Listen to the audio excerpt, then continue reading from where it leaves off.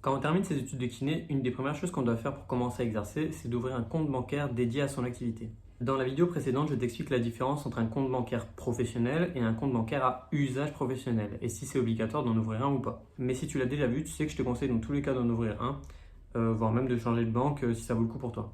Quand après mon diplôme, on m'a dit qu'il fallait ouvrir un compte bancaire pour pouvoir exercer en tant que kiné en France, j'ai pris le temps de me renseigner sur les banques et les systèmes bancaires de manière générale. Tous les trucs administratifs comme les banques, les assurances, les mutuelles et tous les trucs dans le même style, en fait pendant longtemps c'était assez flou pour moi et j'y comprenais pas grand chose. Du coup je me suis dit que c'était l'occasion d'en savoir un peu plus là-dessus. J'ai lu beaucoup de choses sur le sujet et j'ai aussi comparé les offres qui étaient proposées par un peu toutes les banques. Du coup j'ai aussi regardé combien je payais dans la mienne et en fait j'ai remarqué que je payais presque 12 euros par mois dans cette banque dans laquelle j'étais depuis presque 15 ans. Donc voilà, je vous laisse faire le calcul. À côté de ça, j'ai vu qu'il y avait des banques gratuites sans frais de gestion et qui offraient même de l'argent quand on ouvrait un compte chez eux. Sur le coup, je ne l'ai pas vraiment cru, je me suis dit qu'il allait forcément avoir des frais cachés ou des choses de ce genre, mais en fait non, j'ai bien lu toutes les conditions et pas du tout. Donc du coup, j'ai quitté mon ancienne banque pour aller dans une banque de ce type. Actuellement, j'ai deux comptes bancaires qui me coûtent 0 € par mois. J'ai mis ces deux comptes sur deux banques différentes. Il y en a une qui est à usage personnel et l'autre qui est uniquement dédiée à mon activité professionnelle. C'est pour ça que selon moi, vous devez à tout prix prendre du recul par rapport à votre situation actuelle et regarder un petit peu combien vous payez chaque mois pour savoir si vous devez changer de banque ou pas pour éviter de perdre de l'argent pour rien.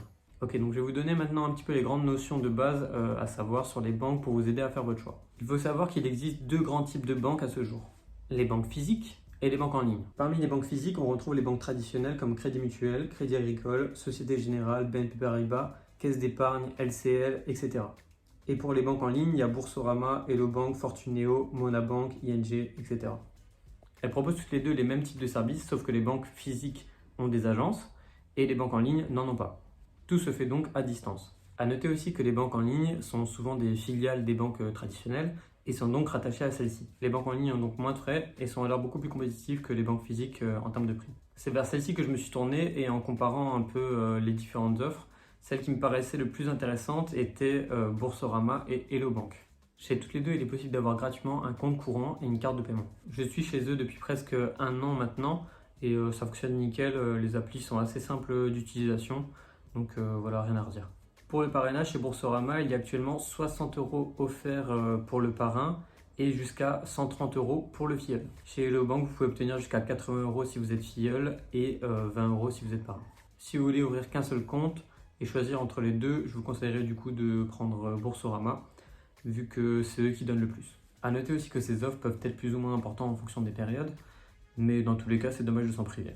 Moi, je l'avais fait avec un pote à l'époque qui était déjà client chez eux et qui m'avait donné son code de parrainage, mais si vous connaissez personne dans votre entourage qui est chez Boursorama ou Hello Bank, je peux vous parrainer si vous voulez. Une bonne façon pour vous de récupérer le bonus et de me remercier pour toutes les explications que j'ai pu vous donner dans cette vidéo. Pour Boursorama, il vous suffira de mettre mon code de parrainage au moment où il vous sera demandé lors de l'inscription. Je vous mets mon code de parrainage juste en dessous de la vidéo dans la description.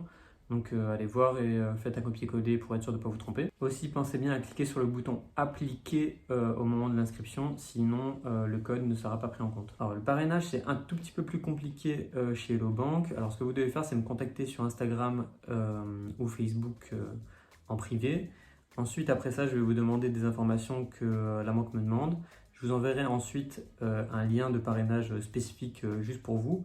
Et après ça, le parrainage sera validé. Je vous mets le lien de mes différents réseaux sociaux en description aussi, si vous voulez me contacter et recevoir la prime.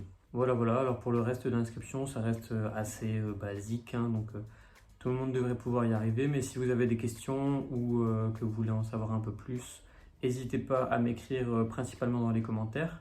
Aussi, si vous connaissez de bonnes banques du même style que les deux dont je vous ai parlé dans la vidéo, n'hésitez pas à me le dire aussi, ça m'intéresse. Et c'est tout pour moi, alors n'hésitez pas à liker la vidéo pour me remercier et à vous abonner pour être informé des prochaines vidéos. Ciao!